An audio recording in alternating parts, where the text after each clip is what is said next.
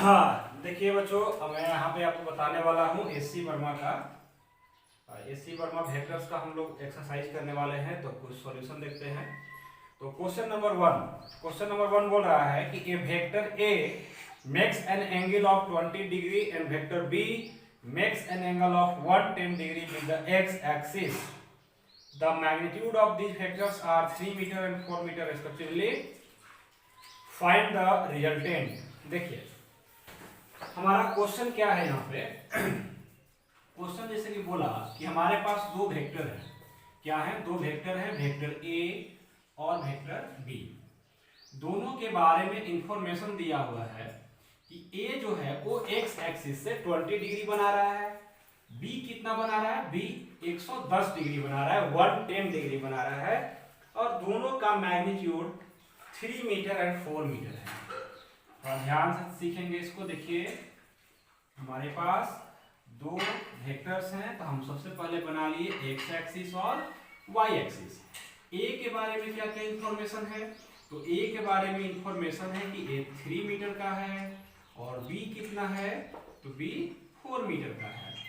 तो मैंने क्या किया, मैं यहाँ पे ऐसे बना लिया। ठीक है, ये हमारा है वेक्टर ए। ये क्या है? Vector A. ठीक, और एक यहां से कितना एंगल बना रहा है? 20 डिग्री। और बी के बारे में क्या इंफॉर्मेशन है कि बी एक्स एक्सिस से 110 डिग्री बनाया। इसको थोड़ा छोटा कर देता हूं। बी जो है,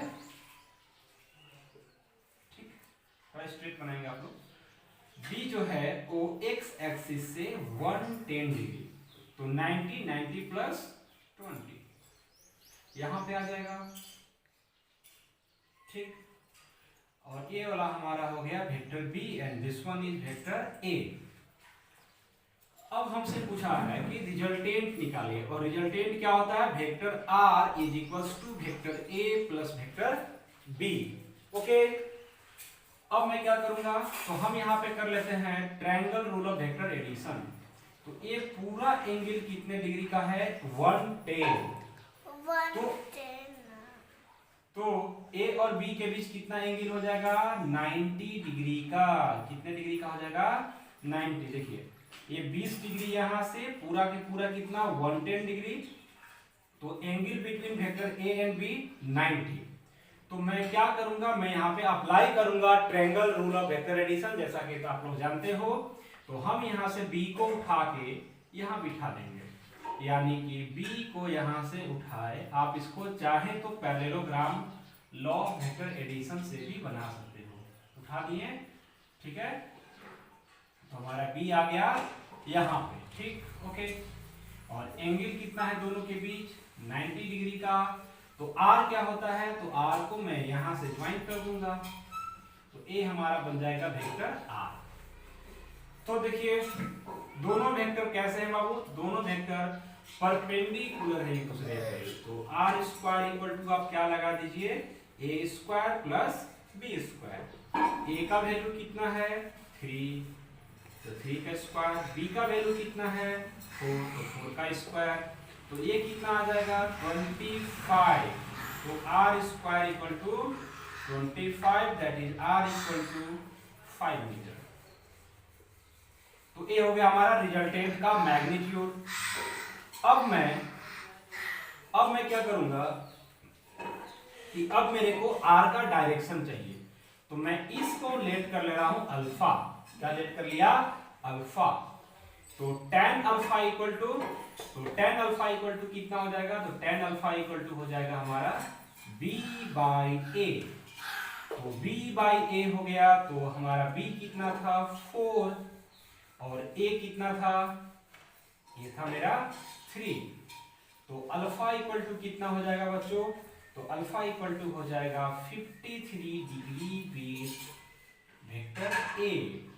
तो इसको मैं लिख सकता हूं कि यहां से ये कितना एंगल बना रहा है? 53। तो एक्स एक्सिस के साथ कितना हो गया? 23। तो मैं लिखूंगा vector R makes an angle of 73 degree with X axis. ये हो गया हमारा क्वेश्चन नंबर 1। ठीक, अब मैं चलता हूं क्वेश्चन नंबर 2 पे। तो क्वेश्चन नंबर 2 क्या बोल रहा है कि let vector A and vector B be the two vectors of magnitude 10 unit each if they are inclined to the x axis at angles 30 degree and 60 degree respectively, find the resultant। देखिए question number 2।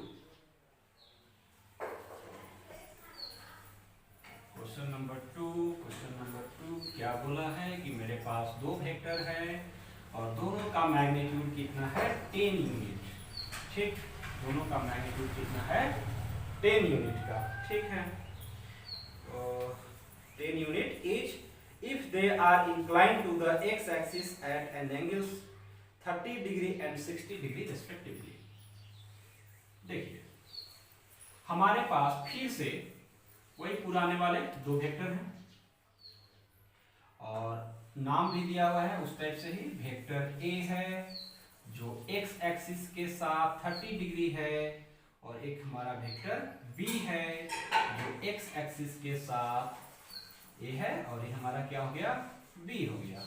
और x axis के साथ एक complete angle कितना है, ये complete angle है 60 degree.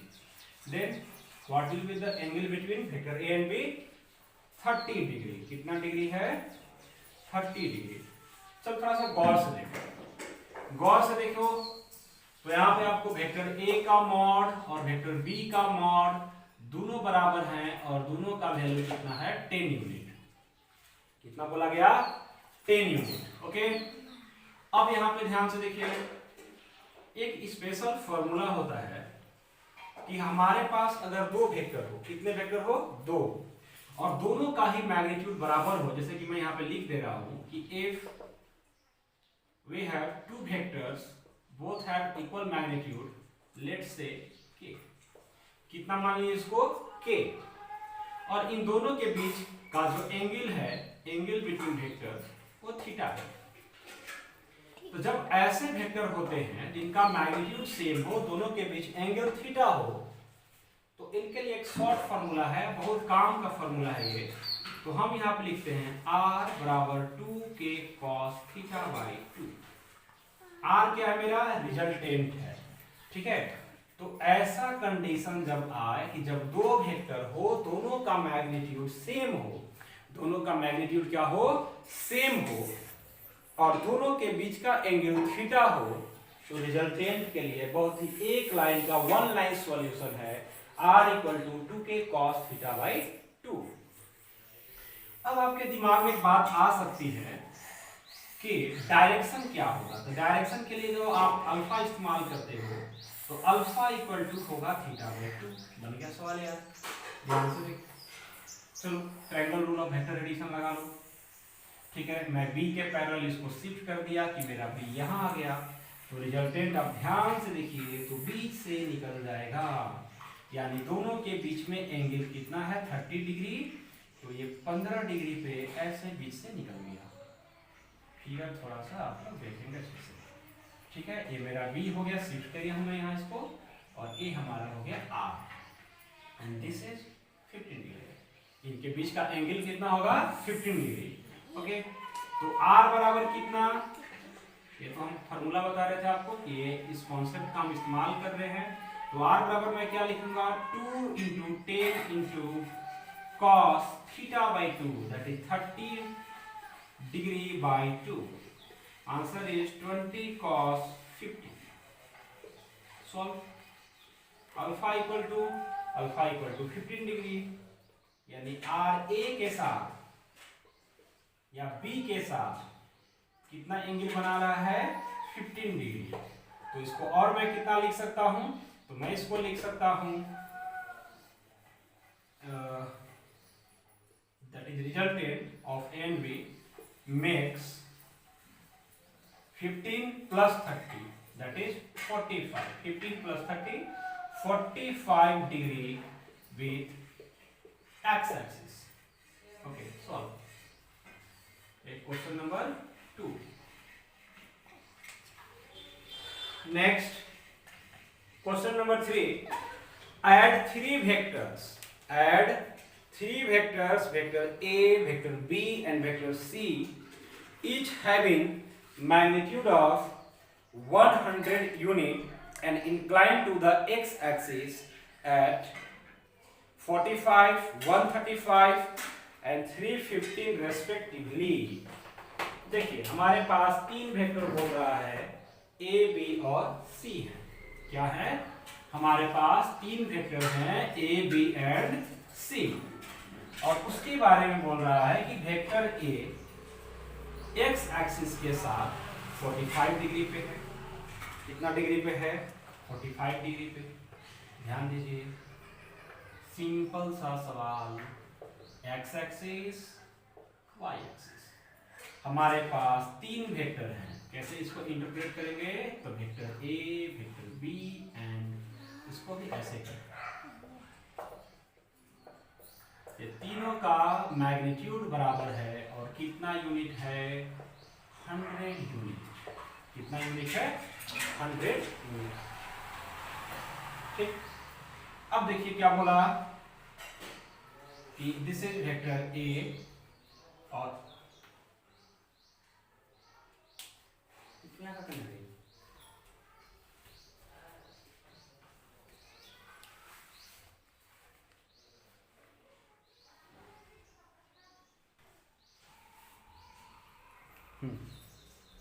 हाँ, तो क्या बोले कि हमारे पास तीन वेक्टर है, vector A, B and vector C।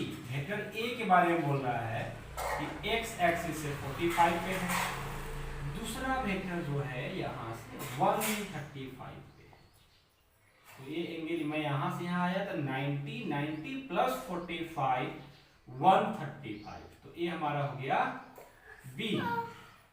C के बारे में क्या बोलता है कि जो हमारा C वेक्टर है वो यहां से चला और 315 डिग्री बनाया। कितना बनाया?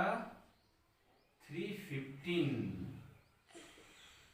ठीक, अब अगर मैं बोलूं तो मेरे को क्वेश्चन है कि सर आपको सॉल्व करना है कि vector A plus vector B plus vector C कितना आएगा, इसका वैल्यू चाहिए मेरे को, रिजल्टेंट चाहिए।